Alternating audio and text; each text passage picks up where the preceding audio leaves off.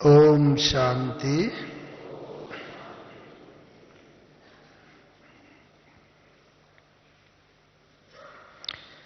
जब हम विजय शब्द सुनते हैं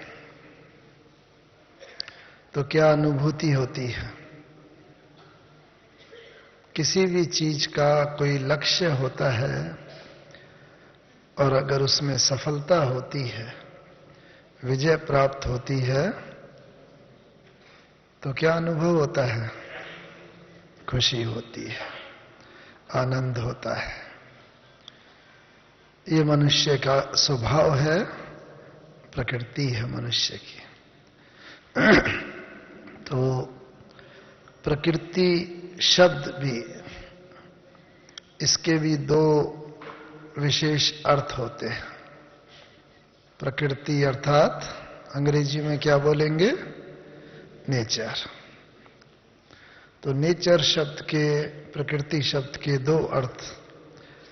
एक है प्रकृति अर्थात ये पांच तत्व, जल, अग्नि, वायु, पृथ्वी, आकाश, ये जो पांच तत्व हैं, इन तत्वों से सारा संसार बना है। हमारा शरीर भी इन्हीं तत्वों से बना है। तो ये तो प्रकृति का एक अर्थ है। जब हम प्रकृति के इस अर्थ को लेते हैं तो संसार का खेल याद आता है, क्योंकि विचारकों ने कहा है ये संसार क्या है? पुरुष और प्रकृति का खेल है। जब ये प्रकृति बाहर के पांच तत्व की बात हम बुद्धि में लाते हैं तो परम पुरुष, परमात्मा, वो है परम पुरुष, और आत्मा क्या है? पुरुष। तो ये संसार जो है पुरुष आत्मा का और प्रकृति के इन पांच तत्वों से बने संसार का ये खेल है। और दूसरा प्रकृति शब्द का अर्थ है, नेचर शब्द का, मनुष्य का स्वभाव। हम कह देते हैं बातचीत में कि मेरी नेचर ही ऐसी है। किसी की आवाज तेज होती है तो दूसरे समझते हैं कोई भाई इतना तेज क्यों बोल रहे हो? कहता है नहीं, तेज नहीं बोल रहा हूं, मेरी नेचर ही ऐसी है, आवाज ही ऐसी है। तो एक प्रकृति शब्द का अर्थ है स्वभाव और दूसरा प्रकृति शब्द का अर्थ है बाहरी पांच तत्व। इन दोनों का आपस में बहुत गहरा संबंध है। और जब हम आज के विषय की बात करते हैं प्रकृति पर विजय, तो इसमें दोनों ही प्रकृति आ जाती है। हमारा सारा पुरुषार्थ ही बाबा ने जो बताया है वो है अपनी प्रकृति पर विजय, अपने स्वभाव पर विजय। हमारे जो स्वभाव में, सृष्टि चक्र में आते आते जो कमजोरियां आ गई हैं, जो विकार आ गए हैं, उन सब पर विजय प्राप्त करना, पुराने स्वभाव को, पुराने संस्कारों को बदल करके नए दैवी संस्कार बनाना, एक ये हमारा लक्ष्य है। तो ये प्रकृति पर विजय कैसे प्राप्त करें, यही वास्तव में हमारा सबका पुरुषार्थ है। और जब इस प्रकृति पर विजय प्राप्त करते करते अंत में हम संपूर्ण विजय प्राप्त कर लेते हैं, तो फिर क्या होता है? अंत में जब हमारा शरीर छूटता है, जब आत्मा ये शरीर छोड़ के जाती है, तो जो अंत समय का गायन है ना, क्या गायन है? अंत मते सो गति। अंत में हमारी मति ऐसी हो जाती है, हमारे स्वभाव संस्कार जो सब बदल जाते हैं, ऐसी मति हो जाती है जो बाबा चाहता है और कुछ भी याद न आए। और जब ऐसी स्थिति में हम शरीर छोड़ते हैं तो फिर क्या होता है? विजय हमारी हो जाती है। तो यही हम सबका जीवन का लक्ष्य है, ये विजय प्राप्त कराना। कल की भी जो मुरली बाबा की चली, उसमें जो बाबा ने मुख्य 4 बातें बताई, आप उसे गौर से देखो तो वो प्रकृति पर ही विजय है। कौन सी 4 बातें थी जो टाइटल भी मुरली का दिया हुआ है? हाँ, शुभ चिंतक बनो और शुभ चिंतन करो, शुभ वृत्ति और जीरो और हीरो या वायुमंडल शुभ वृत्ति से जो हमें बनाना है। अब आप देखो, ये सब हमारी प्रकृति की ही बातें हैं। अभी कलयुग अंत तक आते आते हमारी प्रकृति ऐसी बन गई, स्वभाव ऐसा बन गया जो शुभ चिंतक रहे ही नहीं। दूसरों के लिए जैसे हमारे मन में सदा जो शुभ वृत्ति रहे, शुभ चिंतन रहे, शुभ चिंतक बने रहे, स्वतः ही हमारी आत्मा जवाब देगी कि हम सदा काल ऐसे नहीं रहे। हमें याद आता है एक संदेश, गुलजार दादी जी ने एक संदेश सुनाया था काफी समय पहले। क्या संदेश था? एक बार वो ध्यान में गए तो वतन में देखा बाबा सामने बैठे हैं और बाबा के सामने ब्राह्मण बच्चों की लाइन है और 2 लाइनें विशेष उन्होंने देखी। एक लाइन एक तरफ, दूसरी लाइन दूसरी तरफ। जो एक लाइन थी ब्राह्मण बच्चों की, बहुत चेहरे पर संतुष्टता, खुशी, प्राप्ति की झलक, वो सब उनके चेहरे पर नजर आ रही थी। और दूसरी तरफ जो लाइन थी, वो भी थी तो बीके ब्राह्मण बच्चे, श्वेत वस्त्रधारी, बैच लगा हुआ, लेकिन उनके चेहरे पर उतनी खुशी नहीं थी। थे बच्चे ही बाबा के। तो फिर बाबा ने पूछा, बच्ची क्या देख रहे हो? बताया 2 लाइन। तो बाबा ने कहा कि जब ज्ञान सुनाने वाला बाबा एक है, एक ही समय पर ज्ञान सुनाते हैं, एक जैसा ज्ञान सबको देते हैं, एक ही सबका लक्ष्य है, फिर ये 2 लाइन कैसे होगी? फिर बाबा ने ही उसका उत्तर दिया कि जो एक तरफ ये लाइन है, जो बच्चे बहुत खुश नजर आ रहे हैं, प्राप्ति की झलक है चेहरे पर, तो ये वो बच्चे हैं जिन्होंने सदा अपने को देखा, बाबा को देखा, दूसरे पुरुषार्थियों को नहीं देखा, दूसरे ब्राह्मण बच्चों को नहीं देखा। बस मैं और मेरा बाबा, मैं यहां तक पहुंचा हूं, अभी मुझे यहां तक पहुंचना है। बाबा ने जो लक्ष्य दिया, साकार ब्रह्मा बाबा ने जो करके दिखाया, क्योंकि बाबा हमेशा कहते हैं तुम बच्चे पवित्र तो बने हो, ब्रह्मचारी तो बने हो, अब क्या बनना है? ब्रह्मचारी, यानी ब्रह्मा बाबा के कदम पर कदम रखते हुए आगे बढ़ना है। तो ये जो पहली लाइन है, ये उन बच्चों की है जो सदा बाबा को देखते हैं और अपने को देखते हैं। दूसरे बच्चे कौन हैं? उन्होंने ज्ञान वो भी सुनते हैं, क्लास करते हैं, धारणा करते हैं, लेकिन दूसरों की तरफ उनकी बुद्धि बार बार चली जाती है। ये इतने साल पुराना, इसमें भी यदि ये कमी है, मेरे में भी हुई तो क्या हुई। ये ऐसा करते हैं, इतने 20 साल के पुराने, मैं तो अभी 5 साल का ही पुरानी हूं। तो जो दूसरों को देखते रहे वो दूसरी लाइन में आ गए। और बाबा ने उनको क्या नाम दिया? एक तो प्राप्ति स्वरूप बच्चे नंबर 1 लाइन में, और दूसरे पश्चाताप स्वरूप बच्चे।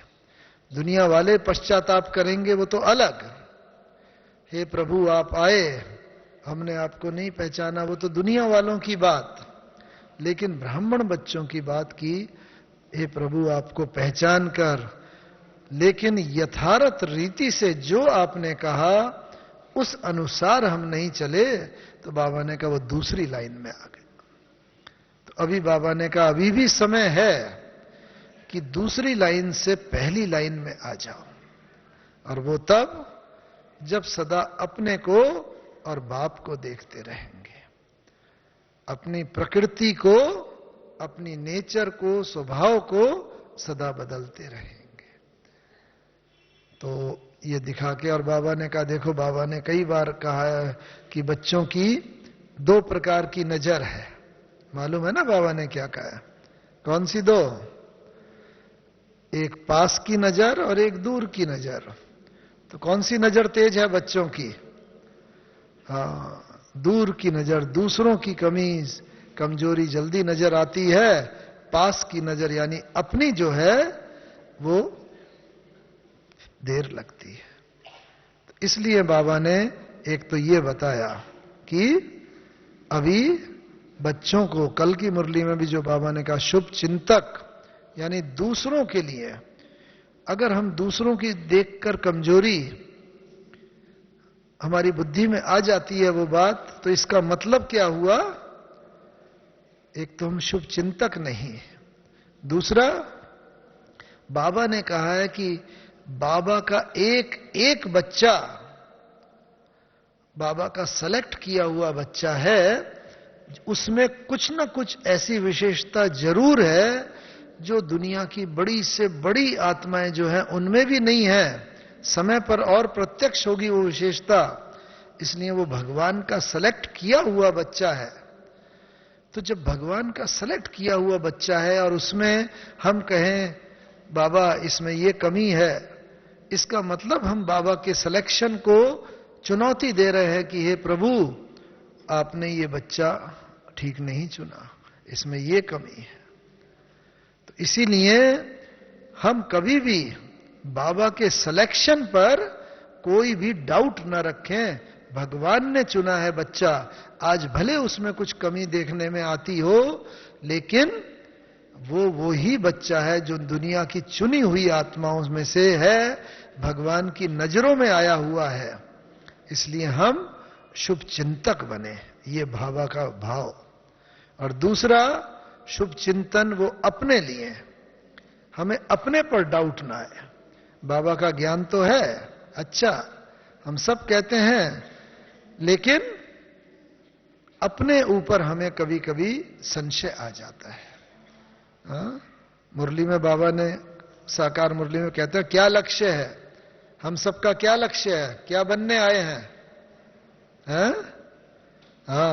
मनुष्य से देवता, नर से नारायण और नारी से लक्ष्मी बनने। तो जब बहन जी टीचर क्लास में मुरली सुनाते हैं, हाथ खड़ा करवाते हैं, बाबा ने ये लक्ष्य दिया है, कौन लक्ष्मी नारायण बनेंगे? तो क्या करते हैं? बहन जी कहते हैं हाथ उठाओ, तो हम सभी हाथ उठा देते हैं कि हम बनेंगे। उठाते भी हैं, फिर भी देखते हैं, पहले थोड़ा हाथ उठाया, फिर देखेंगे वही, अगर बहन जी पूछेंगे तुमने हाथ नहीं उठाया या कम क्यों उठा रहे हो, कुछ दाल में काला तो नहीं है? तो फिर हम और भी हाथ उठाते हैं, लंबा करते हैं। तो होता क्या है, हम हाथ उठा देते हैं। तो जो बाबा ने कहा मन को, मन का हाथ, वो हम शायद संपूर्ण रीति से नहीं उठा पाते, क्योंकि कहीं ना कहीं मन में कॉन्शियसनेस हमारी बाइट करती है, गिल्टी कॉन्शियस होते हैं कुछ, कि देखो बाबा ने ये इतनी ऊंची बात कही है और अभी मैं उतनी ऊंची बात तक पहुंची नहीं हूं या पहुंचा नहीं हूं, इसीलिए मन पूरी गवाही कई बार नहीं देता है। और हम कहते हैं कि भाई बाबा की बात तो सही है, लेकिन देखो हम सबको बाबा ने लक्ष्य दिया है, मुझे विजय माला का मणका बनना है, विजयी रतन हूं मैं, सफलता मेरा जन्म सिद्ध अधिकार है। लेकिन हाथ खड़ा करने में कभी मन में आ जाता है, भाई मैं कैसे बनूंगी या बनूंगा। इतनी बड़ी बड़ी समर्पित बहनें हैं, दादियां हैं, बड़े बड़े भाई हैं, वो बने। तो बात हो रही थी कि मन में हम किसी भी प्रकार की हमारी दृढ़ता में कमजोरी ना आने दें, जो बाबा ने कहा है। और कभी भी हम ये न सोचें कि मैं कैसे विजय माला का मणका बनूंगी या बनूंगा। बाबा ने माला का कई राज खोले हैं, और एक मुरली में बाबा ने यह भी राज खोला था कि ये जो विजय माला है ना, इसमें मेरे सब प्रकार के बच्चे हैं। कोई ये नहीं कि सारे एकदम पुराने ही बच्चे हैं जो शुरू में ही 1937 में ही आ गए, नहीं। बाबा ने कहा इसमें मेरे पुराने से पुराने बच्चे हैं, तो नए बच्चे भी हैं। इसीलिए गायन है last so fast so first का गायन। इसमें कुमारियां हैं तो अधर कुमारियां भी हैं, कुमार हैं अधर कुमार भी हैं, भारतवासी हैं तो विदेशी भी हैं, यानी कि सब प्रकार के बच्चे हैं। इसलिए हम सदा उसी नशे में रहें कि बाबा मैं ही आपका वही माला का मणका हूं, कलप पहले वाला हूं, आपने मुझे ही बनाया था, अभी आप फिर मुझे माला का मणका बना रहे हैं। मैं ही आपकी वो विजयी रतन आत्मा हूं, कलप कलप मैं आपसे विजयी का वरदान प्राप्त करती रहूंगी। तो इस प्रकार से ये जो चारों बातें बाबा ने बताई हैं, इसकी गुह्यता में जाकर के हम ये, अब बाबा ने हमें नया होमवर्क दिया है। देखो कल ही बाबा जब पिछले होमवर्क का रिजल्ट बता रहे थे ना, तो हमें भी बड़ी खुशी हो रही थी, क्योंकि बाबा ने कहा, और जब बाबा ने वो होमवर्क बताया था, हम लोगों ने भी चार्ट लिखना जो शुरू किया, और अब की बार बहुत दृढ़ता थी तो वो चार्ट लिखते रहे। और जब बाबा ने कहा 75% से ज्यादा रिजल्ट, दिल में एकदम बहुत खुशी हुई। हम बाबा के वो बच्चे हैं जिन्होंने बाबा की श्रीमत का पालन किया। जो बाबा 2 लाइन कहते हैं ना, तो एक लाइन में जो बच्चे थे जिन्होंने श्रीमत का पूर्ण पालन किया, दूसरे जिन्होंने पूर्ण पालन नहीं किया। लेकिन बाबा देखो कितना रहम दिल है, बाबा ने फिर दूसरा होमवर्क दे करके हम बच्चों के लिए और रास्ता खोल दिया। अब ये होमवर्क करो, और जब बाबा फिर नेक्स्ट टाइम आएंगे, पूछेंगे, हम गर्व से हाथ ऊंचा कर सके। बाबा कहेगा कि हां किसने किया, तो हम गर्व से हाथ ऊंचा कर सके। तो कहानी भी आती है ना, वो एक छोटी सी चिड़िया की कहानी। जंगल में आग लगी तो सब लोग दौड़े पानी लेने के लिए, कोई बाल्टी लेने के लिए ढूंढा, चलो आग बुझाए। सब लोग इसी में ही बिजी थे। तो एक छोटी सी चिड़िया थी, वो नल के पास जाती थी, अपनी चोंच में पानी की 1-2 बूंद लेती थी, फिर आग के पास तक जाती, वहां चोंच खोल देती थी तो वो पानी की 1-2 बूंद पड़ जाती थी। फिर वो जाती थी, पानी की एक दो बूंद लेती थी, फिर जाके आग में छोड़ती थी। तो किसी देखने वाले ने पूछा कि तुम क्या कर रही हो?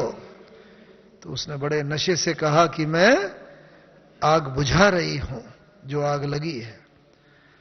तो उस व्यक्ति ने पूछा कि भाई तुम्हें विश्वास है कि तुम्हारी ये एक एक बूंद से आग बुझ जाएगी? उसने क्या जवाब दिया?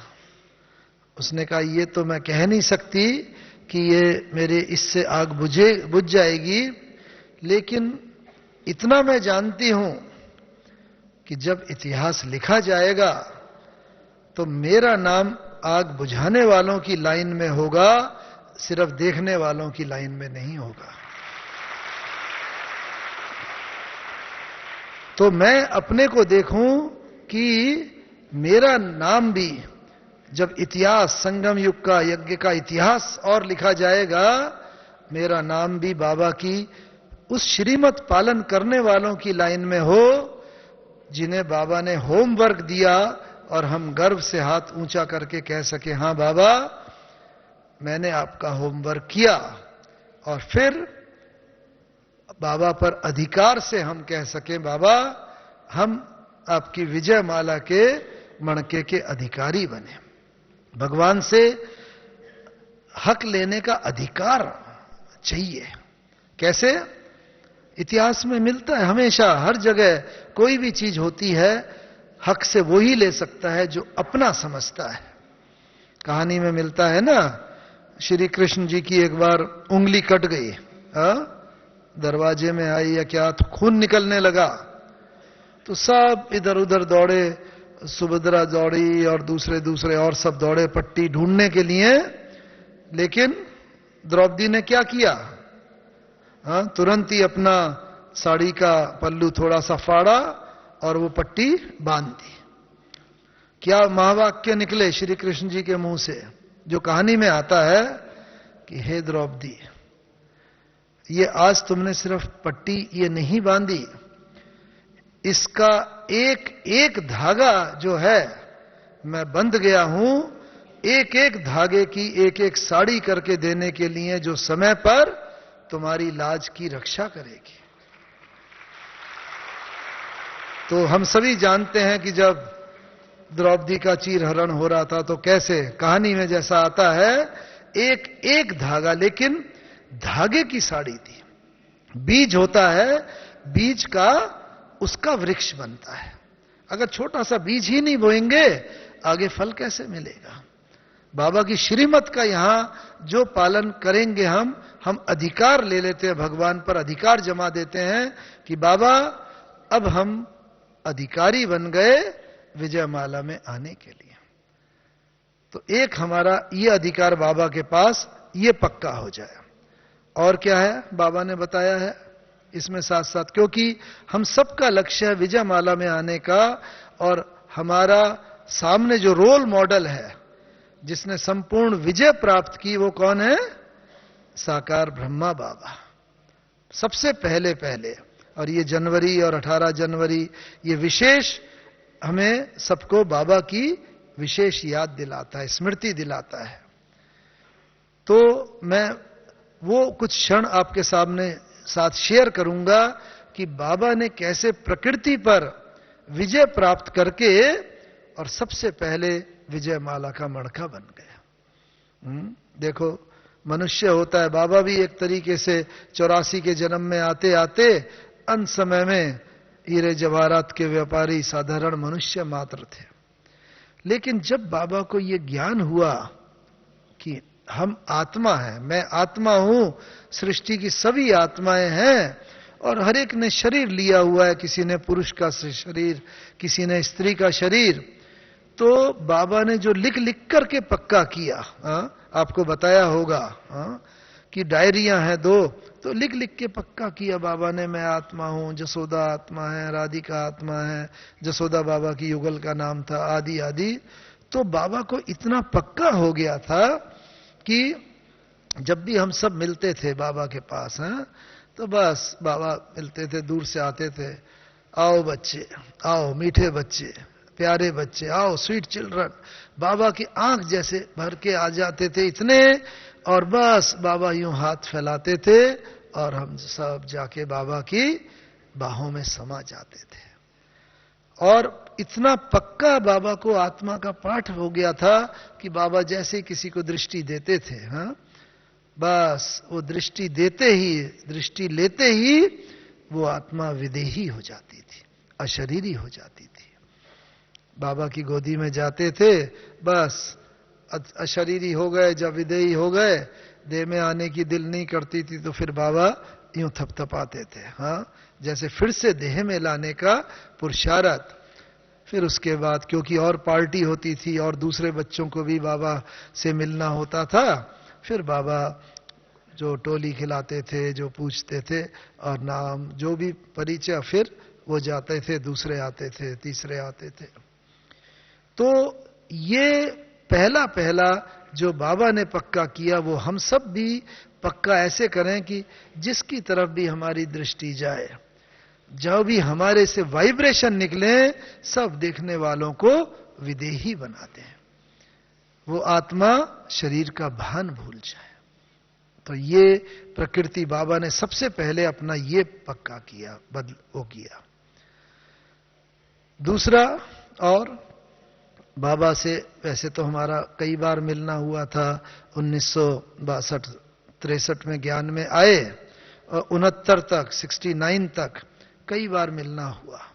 लेकिन हमें एक बार एक ये विशेष सौभाग्य प्राप्त है कि जब बाबा ने शरीर छोड़ा 18 जनवरी 1969 को, तो 17 जनवरी की सुबह ही हम मधुबन पहुंच गए थे और 17 और 18 जनवरी को बाबा की कर्मातीत अवस्था जो देखने का मौका मिला, वो कर्मातीत अवस्था की बातें मैं शेयर करना चाहूंगा, क्योंकि हम सभी का लक्ष्य है कर्मातीत अवस्था को प्राप्त करने का।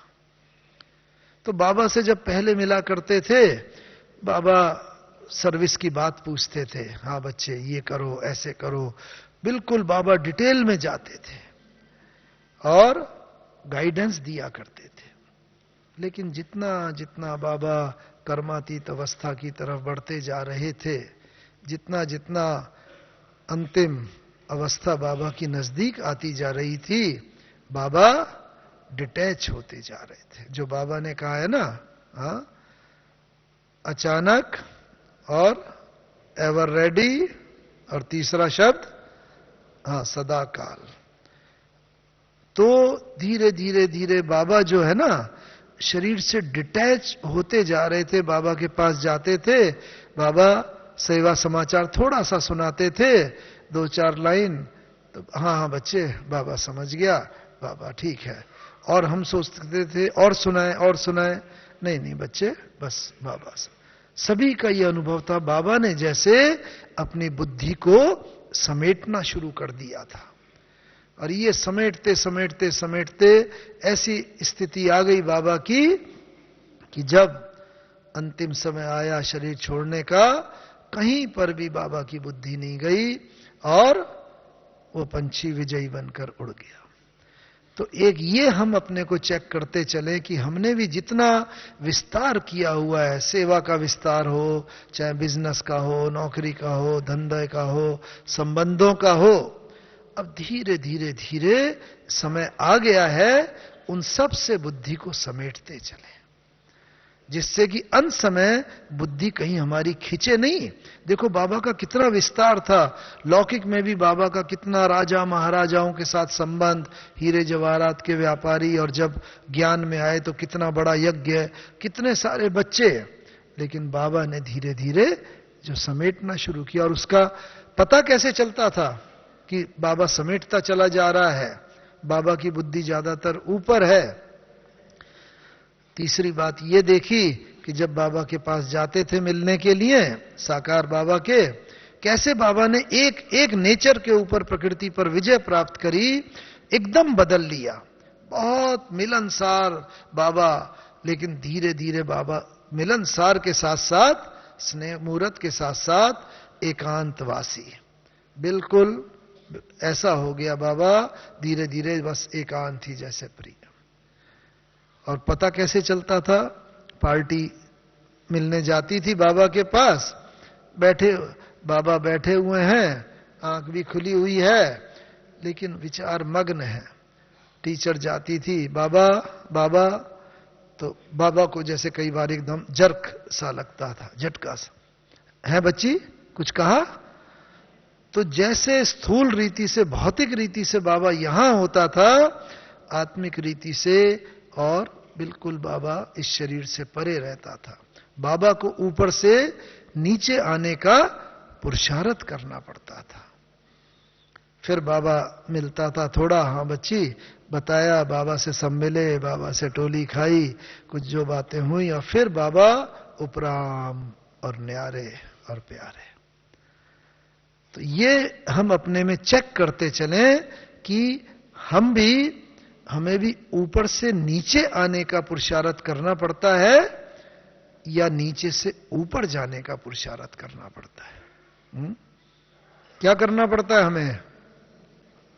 नीचे से ऊपर जाने का। हाँ, बस योग कर रहे हैं, लाल लाइट हुई, फट से एकदम ऊपर से नीचे तो एकदम आ जाते हैं, लेकिन नीचे से ऊपर जाने में समय लगता है।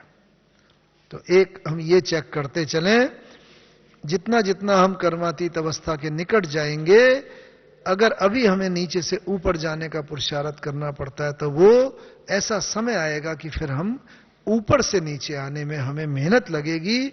नीचे से तो जैसे हम ऊपर गए ही हुए। और क्या होता था?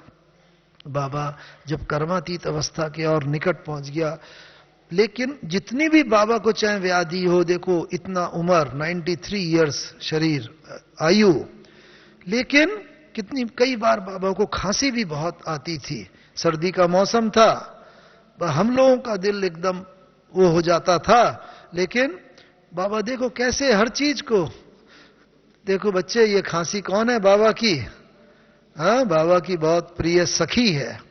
देखो मैं इस सखी को बोलता हूं खांसी, हाँ सखी भले तुम अभी आओ, लेकिन बस अब तो आधा कल्प तक हाँ तुम्हारे से छुट्टी, ये शरीर का हिसाब किताब है। मैं बाबा को, शिव बाबा को कई बार कहता हूं, बाबा मेरी खांसी कम करो, दूर करो। तो शिव बाबा क्या कहता था? हाँ, बाबा ब्रह्मा बाबा अनुभव सुनाते थे कि बाबा कहता था, बच्चे ये तो तुम्हारा हिसाब किताब है, तुम्हारे कर्म भोग हैं, ये तो तुम्हें ही चुकतू करने हैं, इसमें शिव बाबा कुछ नहीं करेगा, तुम्हारे कर्मों का हिसाब है। तो जब ब्रह्मा बाबा को भी कोई कंसेशन नहीं, तो हमें आपको कोई कंसेशन होगा? हाँ नहीं होगा। तो इसीलिए कर्मों का जो भोगना है, उसे हम हंसते खेलते हुए खुशी में चुकतू करते चले। बाबा कहता खुशी इतनी रहे, कल भी बाबा ने कहा ना, तो खुशी में क्या करना चाहिए? बाबा कई बार कहते हैं खग्गियां मारनी चाहिए।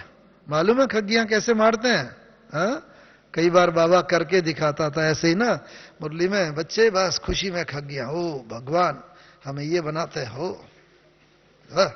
बाबा ऐसे, बस बाबा का चेहरा देख के और बाबा की एक्ट देख के एकदम खुशी में चेहरा और खुशी आत्मा खुशी से भर जाती थी। तो खुशी में खग्गियां मारो। और कई बार बाबा एक्ट करके बताता था, देखो ये कृष्ण है ना, हिस्ट्री हॉल है, तो श्री कृष्ण का ट्रांसलाइट का चित्र था, लक्ष्मी नारायण का था। तो बस बाबा कहता था, देखो बच्चे, बस अभी बाबा इतना पुराना बूढ़ा 93 ईयर और खांसी आती है, तकलीफ होती है, लेकिन कल बाबा जाके ये बनेगा बच्चे, वाह ये कृष्ण कितना नशा है, और खुशी में खग्गियां मारो, कल हम जाके ये बनेंगे। ऐसा खुशी का चेहरा बाबा का हो जाता था। सारी सभा के अंदर ही ना, किसी के अंदर कितना भी गम हो, दुख अगर हो, वो भी खुशी में सब कुछ भूल जाती थी। ऐसा हमारा खुशनुमा चेहरा बाबा अब चाहता है। बाबा कई बार कहता था, देखो बच्चे बाबा का देखा हुआ है, देवताओं के पास जाते हैं, शंकर के पास जाते हैं, झोली करके बाबा कहते हैं भर दो झोली, भर दो झोली, भर दो झोली, ऐसा भक्ति मार्ग में कहते हैं ना। तो बच्चे बताओ, शंकर झोली भरने वाला है या खाली करने वाला है? क्या है? वो तो सारा खाली कर देता है झोली, जो भी है वो सब ले लेता है, विनाश हो जाता है। तो देखो बाबा का कितना कितना मंथन चलता था एक एक बात के ऊपर। सुबह सुबह जो जानकी दादी बता रहे थे ना, अमृत वेले बाबा कहता था, हाँ अभी बच्ची बात नहीं करो, अभी बाबा क्या कर रहा है, हाँ गरम गरम खाना पका रहा है। हाँ यानी कि विचार सागर मंथन कर रहा है, नए नए पॉइंट्स निकाल रहा है। तो इस तरह वो बाबा का जब को देखा कि बस कोई भी परिस्थिति, और क्या देखा, जब बाबा कर्मातीत अवस्था की तरफ जितना बढ़ते चले जा रहे थे ना, कैसे बाबा की नेचर चेंज होती चली जा रही थी। जब 6-7 साल में ही हमने इतना देखा, हमारी इतनी सब महान दादियों ने, पुराने भाइयों ने तो और क्या देखा होगा, जो और बहुत समय से बाबा के अंग संग रहे।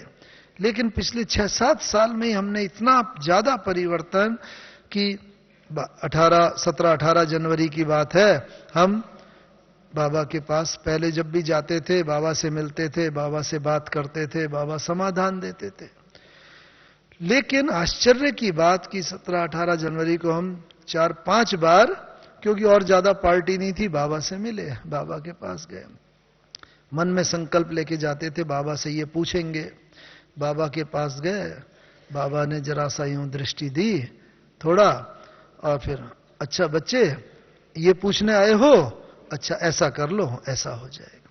यानी बाबा प्रश्न भी बता देता था मन में क्या है, और उसका समाधान भी दे देता था।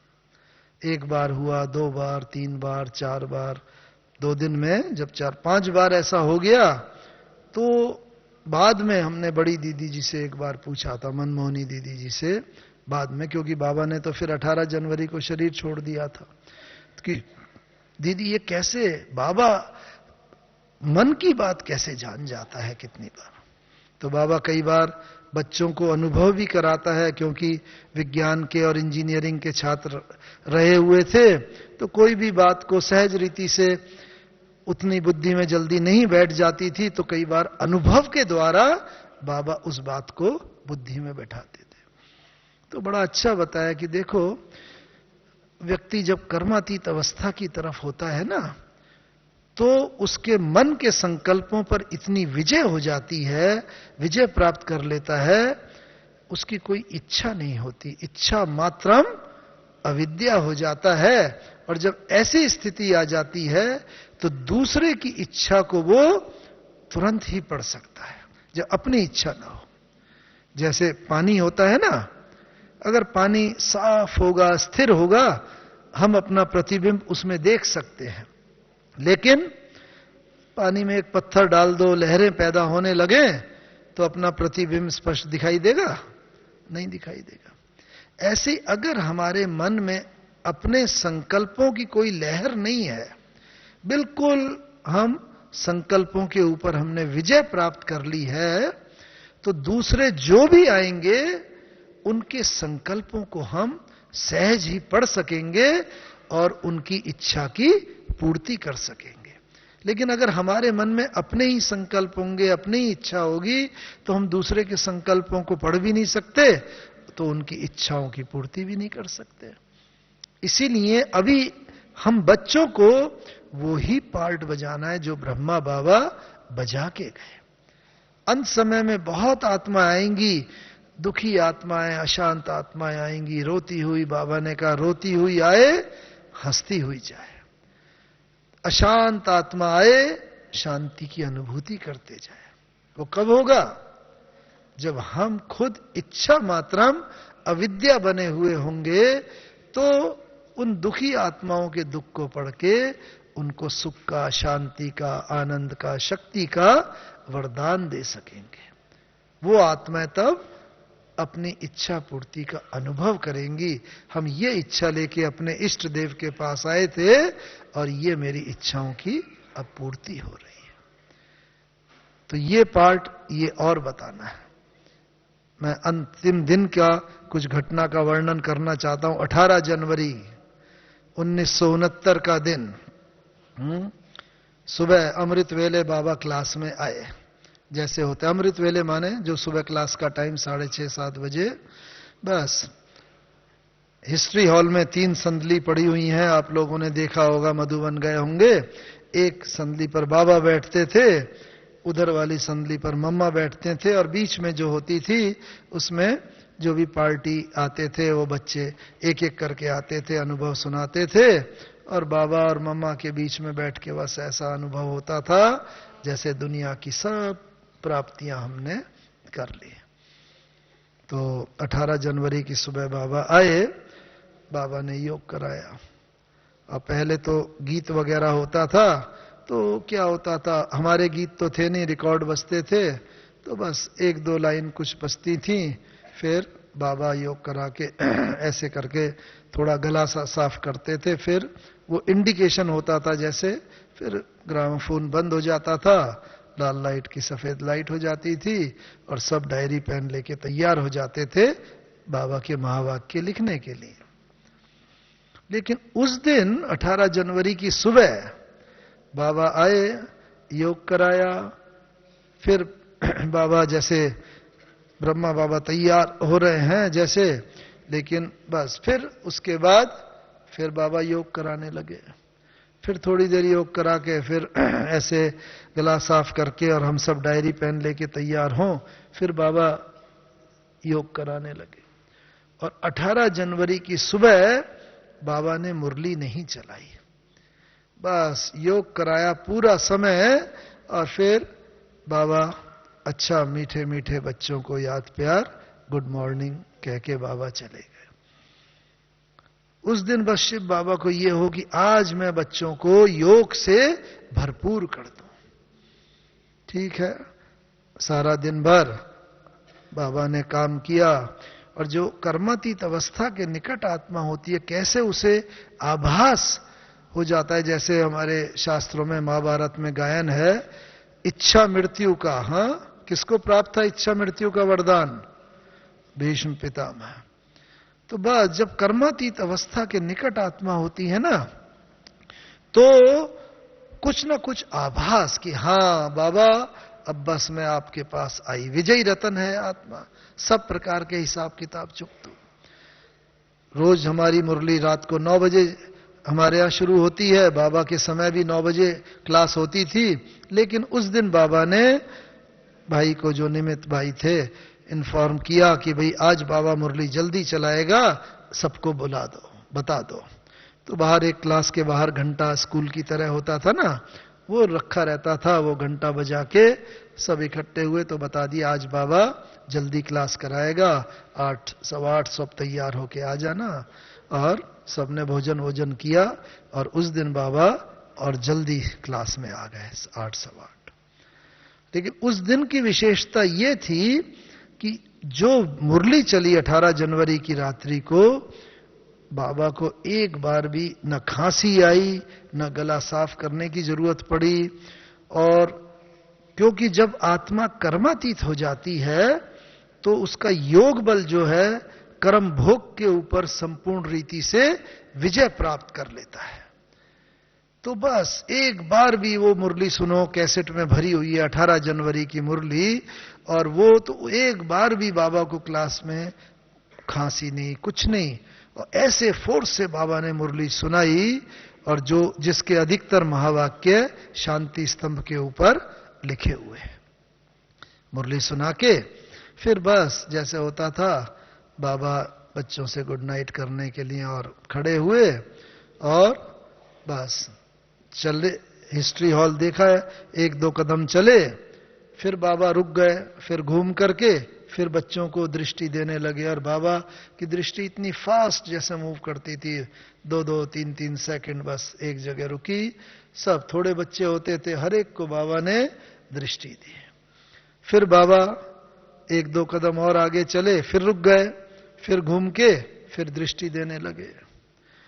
तो उस दिन बाबा को यह हो कि आज, क्योंकि शिव बाबा तो जानी जाननहार है, कि आज मेरा साकार में तो बच्चों के साथ ये मेरा अंतिम मिलन है, साकार में आज बच्चों को मैं शक्ति से भरपूर कर दूं।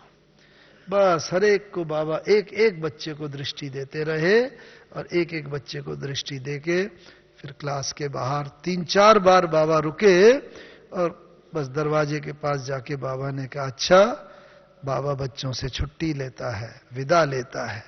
ये शब्द पहली बारी बाबा ने बोले, पहले कभी नहीं बोले विदा लेता है। ऐसा करके बाबा चले गए। फिर बाबा, हम सब जानते हैं, बाबा कमरे में गए और कमरे में जाके बस दादी के हाथ में हाथ, दादी प्रकाश मणि जी के, और फिर कैसे सेकंड में ही ना आत्मा शरीर से न्यारी हो गई। तो ये जो अनुभव है कि अंत मते बस सब शक्तियों की विल करते हुए, कल भी बाबा ने बोला ना, एक बच्ची के विशेष हाथ में हाथ, नैन मुलाकात, सारी शक्तियों की विल करते हुए न्यारे। ऐसे ही हमारी भी अंत में ये हो कि बस हाँ बाबा, हम भी अब ये शरीर छोड़ के आपके पास आ रहे हैं, अपनी इच्छा से हम जाएं। और ये कब होगा? देखो, बाबा ने शरीर छोड़ा 18 जनवरी 1969 को, और 21 तारीख को बाबा का संस्कार किया गया। 18 का रात को शरीर रहा, 19 को पूरा दिन पूरी रात, 20 को पूरा दिन पूरी रात, 21 को भी दोपहर के बाद 2-3 बजे संस्कार किया गया। लेकिन बाबा का शरीर ऐसा चमकता हुआ, बिल्कुल शरीर में कहीं भी कोई दुर्गंध नहीं, न कोई काला पड़ा, न अकड़न आई शरीर में, बिल्कुल कोई इंजेक्शन नहीं दिया गया, कोई दवाई नहीं दी गई।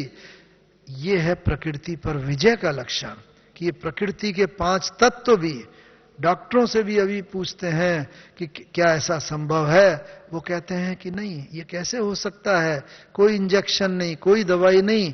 लेकिन बाबा का शरीर इतना फ्लेक्सिबल, ऐसा चमकता हुआ, बस लगता था जैसे अभी बाबा खड़े होंगे, अभी बाबा हाथ फैला देंगे, आओ बच्चे, मीठे बच्चे, जैसे बाबा सदा करते थे।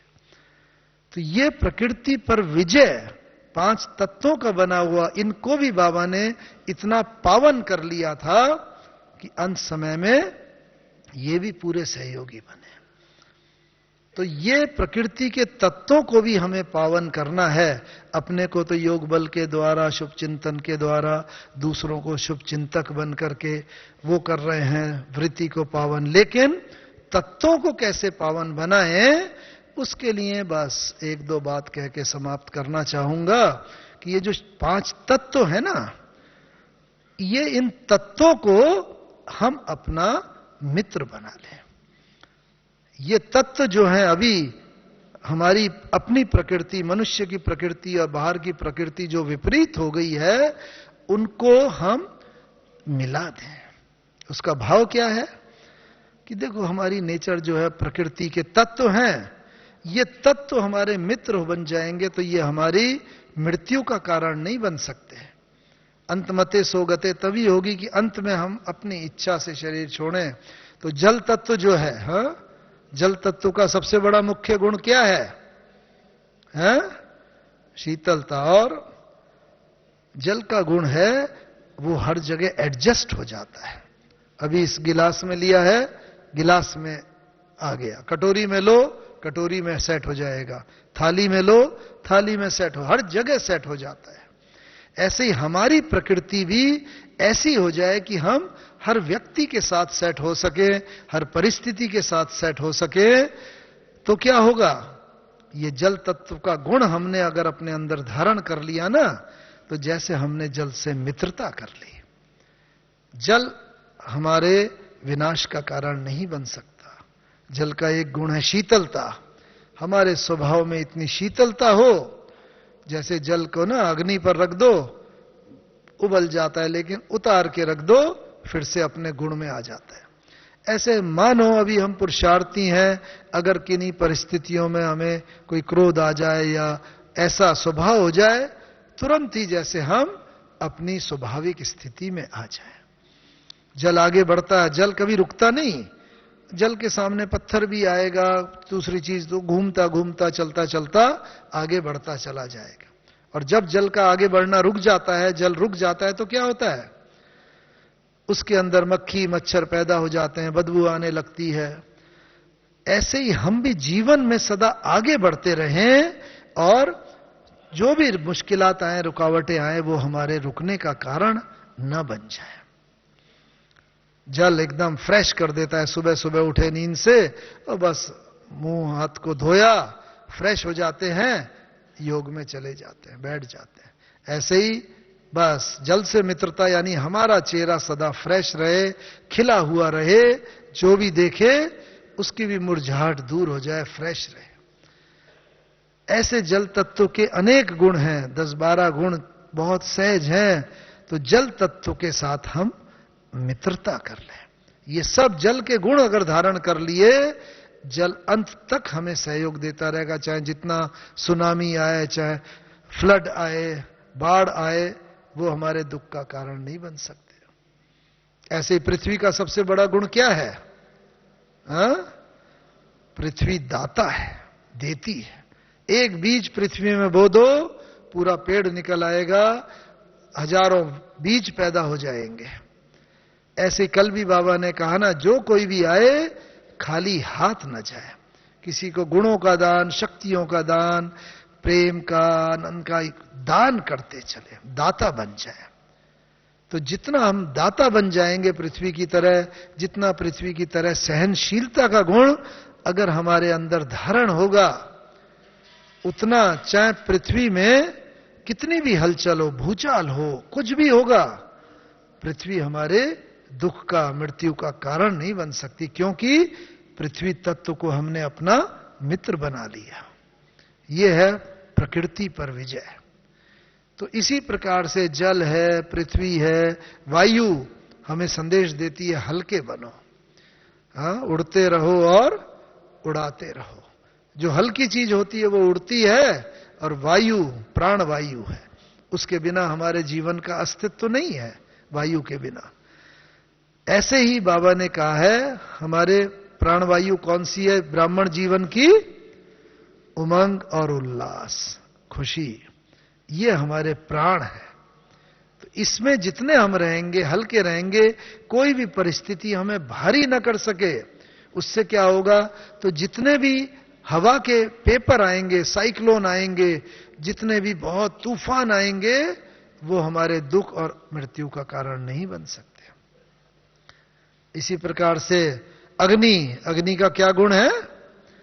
अग्नि में कोई चीज डालो, उसका रूप परिवर्तन कर देती है। ऐसे हमारा भी बाबा ने कहा है ना, ज्वालामुखी भट्टी करो, ज्वालामुखी योग हो, इतना तेज योग हो, रोती हुई आत्मा आए, हंसती हुई चली जाए। दुखी अशांत आत्मा आए और योग अग्नि का हमारा ऐसा स्वरूप हो, वो अशांति की बजाय शांति का अनुभव, दुख की बजाय सुख का अनुभव करके जाए। तो ये योग अग्नि का। और आकाश की तरह क्या हो हम? विशाल हृदय। आकाश का गुण यूज करते हैं कम्युनिकेशन में, बातचीत में, टेलीफोन में, टीवी में। बस सैटेलाइट छोड़ देते हैं वैज्ञानिक ऊपर, और आज हम एक कोने में बैठ के दूसरे कोने तक बात कर सकते हैं, देख सकते हैं। क्यों? आकाश की विशालता के कारण। ऐसे हमारा हृदय भी ऐसा विशाल हो, सब आत्मा, जो बाबा ने कहा ना, हर एक को हम क्षमा कर सके, रहम दिल बने, किसी से किनारा ना करें। जो कल बाबा ने कहा, वो तब होगा जब हम ब्रह्मा बाबा की तरह, हमारी बड़ी दादियों की तरह विशाल दिल बन सकेंगे। और जितना जितना हमारा ऐसा विशाल दिल होगा, बस बाबा ने कहा है ना, महानता का लक्षण सबसे बड़ा ये है क्षमा का गुण। क्षमा करो और क्षमा मांग लो, क्षमा करो और क्षमा मांग लो, जीत है इसमें हार नहीं। क्षमा वीरों का भूषण है, कायर का व्यवहार नहीं। जो वीर होगा वो ही क्षमा कर सकेगा।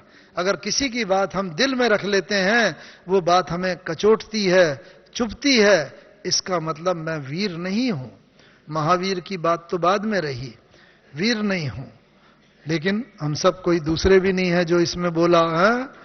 लेकिन अब हमें वीर और महावीर, और वो तभी होगा जब हम क्षमा के गुण को, किसी के भी भाई बहन का कोई भी ऐसी बात बोलते हैं, उसे दिल में न रखें, क्षमा करें। इस प्रकार से ये 5 तत्वों पर विजय प्राप्त करके हम प्रकृति जीत बन करके ब्रह्मा बाबा के कदम पर कदम रखते हुए विजयी रतन बन जाएंगे, इसमें कोई शक नहीं।